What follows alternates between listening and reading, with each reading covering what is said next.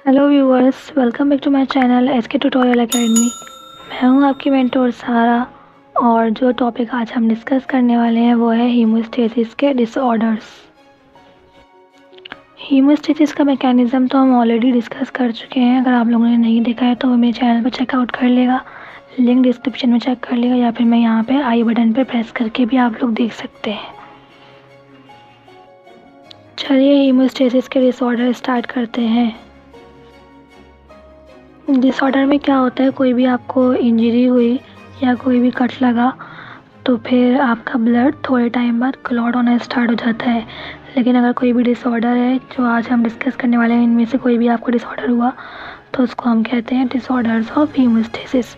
हमने primary haemostasis करे थे और सेकेंडरी हीमोस्टेसिस करे थे, तो उसी तरह हमने डिसऑर्डर ऑफ हीमोस्टेसिस को भी ऐसे ही डिवाइड किया है, प्राइमरी हीमोस्टेसिस में और secondary haemostasis. Okay, so what causes bleeding disorders. मैंने यहाँ पे ब्लीडिंग डिसऑर्डर्स को 4 कैटेगरीज में डिवाइड करा है।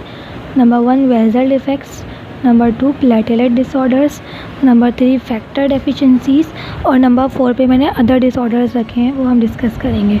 अच्छा, जो वेजल डिफेक्ट्स हैं और जो प्लेटलेट डिसऑर्डर हैं, ये दोनों आएंगे आपके प्राइमरी हीमोस्टेसिस के डिसऑर्डर में। और जो फैक्टर डेफिशिएंसीज हैं, जो एक्सट्रिंसिक और इंट्रिंसिक पाथवे हमने पढ़ा था, और जो अदर डिसऑर्डर्स हैं वो आपके आएंगे सेकेंडरी हीमोस्टेसिस के डिसऑर्डर में। इन चारों कैटेगरीज़ को पॉइंट वाइज डिस्कस करेंगे और देखेंगे कि इन कैटेगरीज़ में क्या क्या ऐसा होता है आपके मैकेनिज़्म जो डिफेक्ट हो जाता है हीमोस्टेसिस का। सबसे पहले अगर ब्लड वेजल डिफेक्ट की बात करें तो अगर कोई भी इंजरी हुई है, फॉर एग्ज़ाम्पल बैक्टीरियल या फिर वायरल इन्फेक्शन हुआ है आपको, तो आपका जो वेजल है वो आपकी वीक हो जाएगी। और ऐसा जो है वो स्कर्वी में भी होता है। स्कर्वी एक डिजीज़ है जो विटामिन सी की डेफिशिएंसी की वजह से होती है। इसमें क्या होता है, आपके जो ब्लड वेजल होते हैं वो वीक हो जाते हैं, आपके टीथ वीक हो जाते हैं, आपके जो है ब्रश करते हुए आपके ब्लीडिंग गम्स आपके हो जाते हैं, और आपके जॉइंट्स में पेन होता है, और आपकी स्किन जो है वो बहुत ही पतली हो जाती है।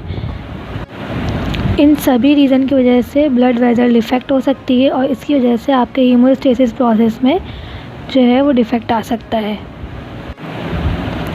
ओके, तो नेक्स्ट है हमारा प्लेटलेट डिसऑर्डर। प्लेटलेट डिसऑर्डर्स को हमने 2 टाइप्स में डिवाइड करा है, थ्रोम्बोसाइटोपिनिया और थ्रोम्बोसाइटोपैथी में। पहले हम देख लेते हैं कि थ्रोम्बोसाइटोपिनिया क्या होता है। थ्रोम्बोसाइटोपिनिया जो है वो एक डिज़ीज़ है। अगर आपके प्लेटलेट्स जो हैं वो कम आ रहे हैं आपकी सीबीसी रिपोर्ट में, इसका मतलब है कि पेशेंट जो है वो थ्रोम्बोसाइटोपिनिया का पेशेंट है। अब थ्रोम्बोसाइटोपिनिया क्यों होता है, हो सकता है आपका पेशेंट ड्रग लेता हो कोई, जैसे कि यहाँ पे एग्जांपल दी हुई है अल्कोहल की, थायराइड और डायूरेटिक्स की। थ्रोम्बोसाइटोपिनिया हो सकता है आपका जो पेशेंट है उसका बोन मैरो में मसले हों। अब बोन मैरो में मसले क्यों हो सकते हैं, वायरल इन्फेक्शन की वजह से हो सकते हैं, हो सकता है न्यूट्रिशनल डेफिशिएंसी हो उसको, या फिर कोई थेरेपी चल रही हो उसकी, रेडिएशंस की वजह से बोन मैरो में मसले हो जाते हैं। उसके अलावा एबनॉर्मल सेल्स आपके बन रहे होते हैं। हो सकता है पेशेंट एनीमिया का हो या ल्यूकेमिया का हो, या फिर मेटास्टैटिक कैंसर का पेशेंट को भी बोन मैरो फेलियर हो सकता है। नेक्स्ट रीज़न जो थ्रोम्बोसाइटोपिनिया का है वो ये है कि हाइपर स्प्लीनिज़म हो सकता है पेशेंट को, यानी कि जो प्लेटलेट्स के जो डिस्ट्रक्शन है उसके साइज़ में भी आपका इंक्रीज़ देखने को मिलता है, और वो जो है आपका हाइपरटेंशन हो जाता है उसकी वजह से पेशेंट को, और कोरियोसिस की डिज़ीज़ है वो भी हो सकती है। थ्रोम्बोसाइटोपिनिया का एक और अदर कॉजेज़ होते हैं, वो होते हैं लिम्फोमा, HIV वायरस हो सकता है पेशेंट को, या फिर ITP एक डिज़ीज़ है वो हो सकती है जो एजिंग यानी कि ओल्ड पेशेंट में होती है।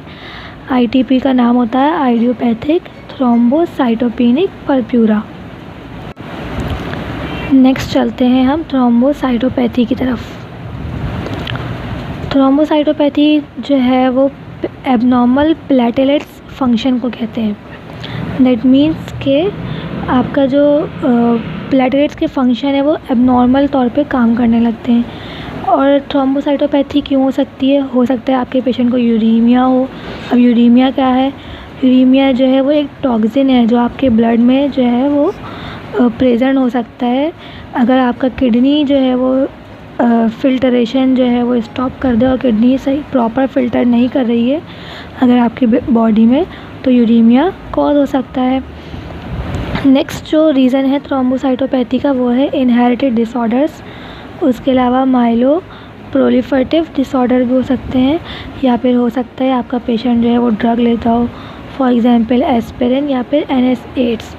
एस्पिरिन जो है वो इरिवर्सिबली बाइंड करती है प्लेटलेट्स से और उसके जितना भी लाइफ स्पैन होता है वो बाइंड करी रहती है, यानी कि 7 to 10 डेज़।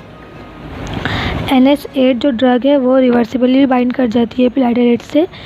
दैट मीन्स कि थ्रोम्बोसाइटोपैथी की ये रीज़न्स हो सकते हैं, जिसकी वजह से प्लेटलेट डिसऑर्डर होता है। प्लेटलेट डिसऑर्डर की वजह से आपका हीमोस्टेसिस डिफेक्ट आ जाता है और यहाँ पे प्राइमरी हीमोस्टेसिस के डिसऑर्डर एंड होते हैं। नेक्स्ट चलते हैं हम अपने सेकेंडरी हीमोस्टेसिस की तरफ। सेकेंडरी हीमोस्टेसिस में हमने सबसे पहले कहा था कि फैक्टर डेफिशिएंसीज होती हैं, यानी कि इंट्रिंसिक और एक्सट्रिंसिक पाथवे में जो फैक्टर्स इंक्लूड होते हैं उनमें डेफिशिएंसी हो सकती है। उनकी वजह से बहुत सारी डिजीज़ हो सकती हैं और उन डिजीज़ की वजह से आपका हीमोस्टेसिस में डिसऑर्डर आ सकता है। वैसे तो फैक्टर डेफिशिएंसीज़ में बहुत सारे डिसऑर्डर हो सकते हैं, लेकिन कुछ मेन है जिनमें से मैंने यहाँ पे मेंशन कर दिए। सबसे पहले देख लेते हैं हीमोफीलिया ए है। ये डिजीज़ है, इसको हम क्लासिक हीमोफीलिया भी कहते हैं। ये एक इनहेरिटेड डिसऑर्डर है और इसमें फैक्टर नंबर जो 8 है वो डेफिशिएंट होता है, यानी कि कम होता है। और अगर हम इसका लैब रिज़ल्ट देखें, मतलब हमें कैसे पता चलेगा कि हीमोफीलिया ए है आपके पेशेंट को, तो जो आपका PTT है वो प्रोलॉन्ग्ड आता है। नेक्स्ट अगर हम देखें हीमोफीलिया बी को, जिसको हम क्रिसमस डिजीज़ भी कहते हैं, ये भी इनहेरिटेड डिसऑर्डर्स है और इसमें जो है आपका फैक्टर नंबर 9 डेफिशिएंट होता है और इसमें भी आपका PTT प्रोलॉन्ग्ड आता है। ये दोनों मेन हीमोफीलिया हैं। कुछ साइंटिस्ट जो है वो हीमोफीलिया सी भी मेंशन करते हैं, जिसको हम फैक्टर 11 की डेफिशिएंसी की वजह से हीमोफीलिया सी कहते हैं। नेक्स्ट है हमारा वॉन विल्ब्रेंड डिजीज़। जो वॉन विल्ब्रेंड आपको याद होगा, हमने फैक्टर पढ़ा था, जिसको हम फैक्टर नंबर 8 भी कहते हैं। वो डेफिशिएंट अगर हो जाता है तो उसकी वजह से फैक्टर डेफिशिएंसी आ जाती है और फिर उसकी वजह से आपका हीमोस्टेसिस में डिसऑर्डर आ जाएंगे, डिफेक्ट आ जाएगा। अब कैसे पता चलेगा कि हमारे पास वॉन विल्ब्रेंड डिजीज़ है? वो हमें पता चलेगा लैब रिज़ल्ट PTT से।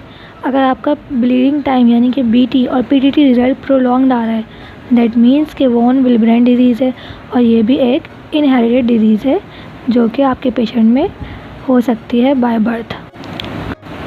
नेक्स्ट जो हमारे पास हीमोस्टैटिक डिसऑर्डर है वो है ड्यू टू फिब्रिनोलिसिस, या फिर समटाइम हम इसको हाइपर फिब्रिनोलिसिस भी कहते हैं। इसमें क्या होता है, जो एंजाइम होता है ब्रेक डाउन हो जाता है फिब्रिन का। आपको याद होगा फिब्रिन हमने पढ़ा था फैक्टर नंबर 1।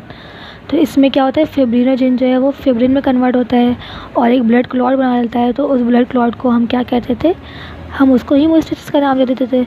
लेकिन अगर फिब्रिनोजेन ही आपका जो है वो डेफिशिएंट हो रहा है या फिर हमारे पास हाइपर फिब्रिनोलिसिस हो रहा है और क्लॉट डिग्रेडेशन में जो है वो ज़्यादा हो रहा है, तो हम कह देते हैं कंडीशन को फिब्रिनोलिसिस।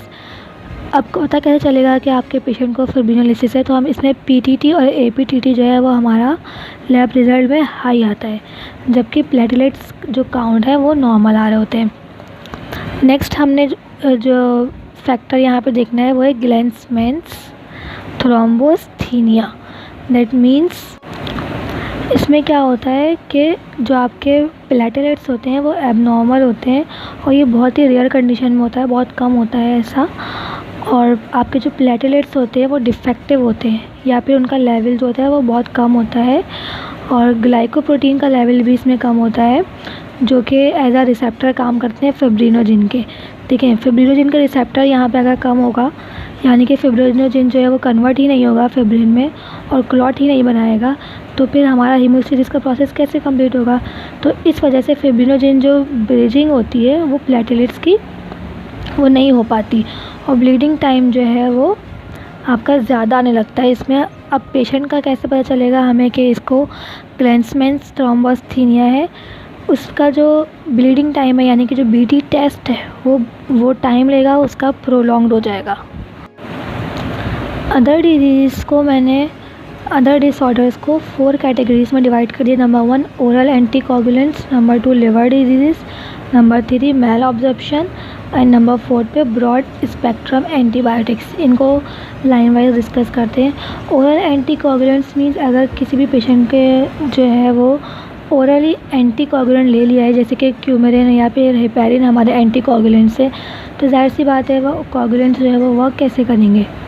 क्या होता है, क्यूमेरिन प्रिवेंट कर देता है थ्रोम्बो एम्बोलिक इवेंट्स को, जो कि एक विटामिन के एंटागोनिस्ट है। इसको हम कैसे मॉनिटर कर सकते हैं कि आपने कहीं एंटीकोगुलेंट तो नहीं लिया हुआ, तो पीटी टाइम से इसको हम मॉनिटर कर सकते हैं क्यूमेरिन को। और जो हेपेरिन थेरेपी है ये पीडीटी टाइम से हमारा मॉनिटर हो सकता है। नेक्स्ट हम देखेंगे लिवर डिजीज़ में जो है वो क्या होता है। आपको पता है जॉइंटिस जो है वो लिवर डिजीज़ होती है। उसमें क्या होता है, माल ऑब्जॉर्प्शन हो जाता है, यानी कि ग़िज़ा की फूड की जो है वो डेफिशिएंसी हो जाती है और इसकी वजह से विटामिन के की डेफिशिएंसी होगी। विटामिन के की डेफिशिएंसी होगी तो हमारे फैक्टर्स जो है वो भी डेफिशिएंट हो जाएंगे। नेक्स्ट हम देखते हैं माल ऑब्जॉर्प्शन क्या है। माल ऑब्जॉर्प्शन ये है कि जब आप कोई भी फूड लेते हैं तो वो आपके इंटेस्टाइन में जाके एब्जॉर्ब होती है, जिस तरह डाइजेस्टिव सिस्टम काम करता है। तो जब अगर आप फूड ले रहे हैं और वो फूड आपका जो है वो एब्जॉर्ब ही नहीं हो रहा है इंटेस्टाइन में, तो विटामिन के की उससे भी डेफिशिएंसी होगी।